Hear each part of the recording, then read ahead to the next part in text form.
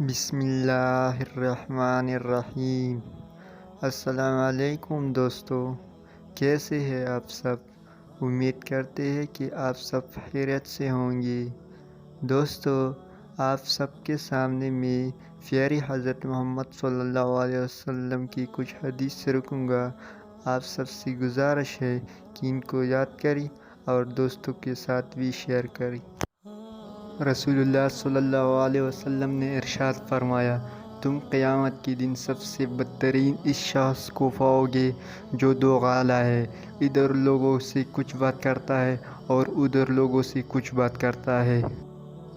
فرمان مصطفیٰ صلی اللہ علیہ وسلم، اگر ابن آدم یعنی انسان کے پاس سونے کی دو وادیاں بھی ہو تب بھی یہ تیسرے کی خواہش کرے گا، اور ابن آدم کا پیٹ قبر کی مٹی ہی بھر سکتا ہے۔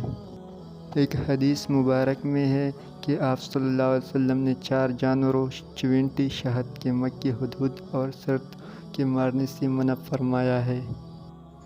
فرمان مصطفیٰ صلی اللہ علیہ وسلم، انجیر کھاؤ، اگر میں کہوں کہ یہ وہ پھل ہے جو کہ جنت سے نازل ہوا ہے تو کہہ سکتا ہوں کیونکہ جنت کے پھل میں کٹیلی نہیں ہوتی، تو اسے کھاؤ کیونکہ یہ وسیلہ کو ختم کرتا اور گھٹنوں کے درد میں فائدہ پہنچاتا ہے۔